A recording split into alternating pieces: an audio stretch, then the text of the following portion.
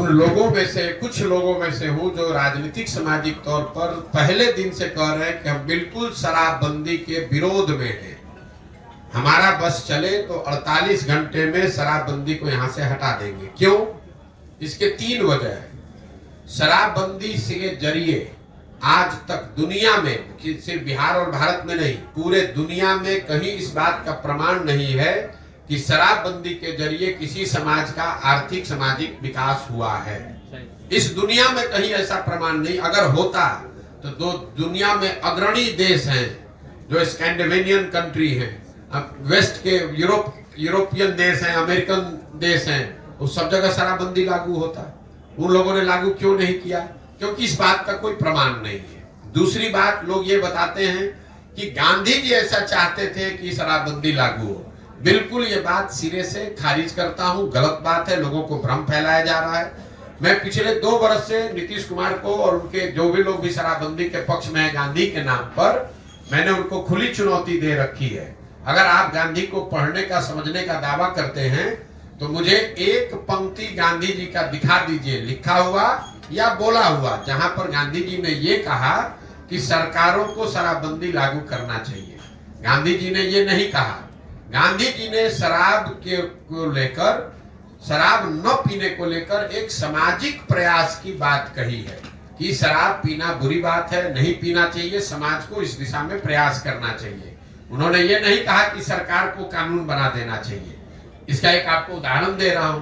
गांधी जी ने कहा कि सबको वेजिटेरियन होना चाहिए, अच्छी बात है, लेकिन कल होकर अगर सरकार ये कानून बना दे कि जो जो आदमी वेजिटेरियन नहीं है, शाकाहारी नहीं रहेगा, सबको जेल में डाल दिया जाएगा, क्योंकि गांधी जी ऐसा चाहते थे, ऐसा कभी हो सकता है? ये तो गांधी जी की बात, बताई हुई बात का डिस्टॉर्शन है। तीसरी बात, मान लीजिए कि एक बार को शराबबंदी आप लागू, कुछ उसका फायदा है भी, तो फायदा तो तब होगा जब आप शराबबंदी लागू कीजिएगा। जमीन पर बिहार में शराबबंदी तो लागू है नहीं। शराबबंदी के नाम पर शराब के दुकान बंद कर दिए गए, होम डिलीवरी चालू है। तो आप देख रहे हैं कि दुनिया भर में अमेज़न है, फ्लिपकार्ट है, आप घर से बैठे बैठे ऑर्डर करते हैं, सामान घर पे आ जाता है। तो मैं 2 वर्ष से कह रहा हूं कि जो बिहार में शराबबंदी है, ये नीतीश कुमार का अमेज़न फ्लिपकार्ट मॉडल है, जिसमें शराब का दुकान बंद है और होम डिलीवरी चालू है। अब इसका जरा आप नुकसान समझिए।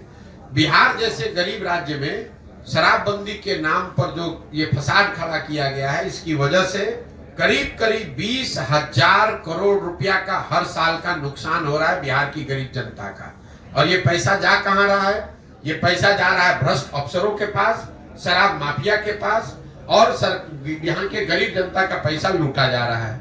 दूसरी बात, शराबबंदी होने से हर गांव में आप देखिए जितने लड़के हैं वो अवैध शराब के कारोबार में लग गए। उनके हाथ में कट्टा, उनके पास मोटरसाइकिल, 2-4 बोतल इधर से उधर किया, 2-4 हजार रुपया कमा लिया। और सबसे महत्वपूर्ण बात, इसमें जिन महिलाओं के नाम पर शराबबंदी लागू किया गया, सबसे ज्यादा प्रताड़ित इसमें महिला ही है। जब से बिहार में शराबबंदी लागू किया गया है, तब से आंकड़ों के हिसाब से, सरकारी आंकड़ों के हिसाब से करीब 6,37,000 से ज्यादा केस रजिस्टर किए गए। करीब करीब 6.5 लाख केस दर्ज किए गए। इसमें 1.25 लाख केस अभी भी चल रहा है। और ये ज्यादातर केस, 2/3 से ज्यादा केस समाज के गरीब और पिछड़े समाज के लोगों पर किया गया है।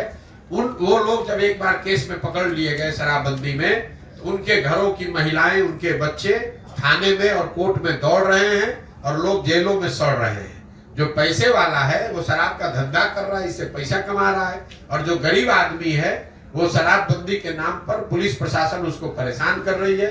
और जो गरीब घर के बच्चे हैं वो मजबूरी में अवैध शराब के कारोबार में लग रहे हैं।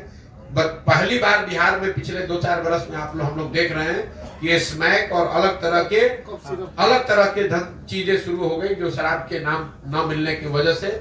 और जहरीली शराब से जो मृत्यु हो रही है वो अलग है। हर पंचायत में आपको हर 2-4 दिन में कोई ना कोई घटना ऐसे सुनने को मिलती है। तो मुझे लगता है कि शराबबंदी का सिरे से ना इसका कोई आर्थिक आधार है, ना सामाजिक आधार है, ना प्रशासनिक आधार है, ना मौलिक नैतिक आधार है। ये बिल्कुल बिहार को और गर्त में ले जा रहा है। शराब पीना बुरी बात है, सरकार को उसको प्रमोट नहीं करना चाहिए, लेकिन ये लोगों की स्वेच्छा और स्व विवेक पर इसको छोड़ना चाहिए। आपको क्या खाना है, आपको क्या पहनना है, ये निर्णय सरकार नहीं ले सकती है, ये निर्णय लोगों का होना चाहिए। आपका काम है उसको रेगुलेट करना, आपका काम है कि उसमें कोई गलती ना करे। आप जींस पहनना चाहते हैं कि पैजामा पहनना चाहते हैं, ये निर्णय आपका होना चाहिए, सरकार का नहीं, नीतीश कुमार का नहीं।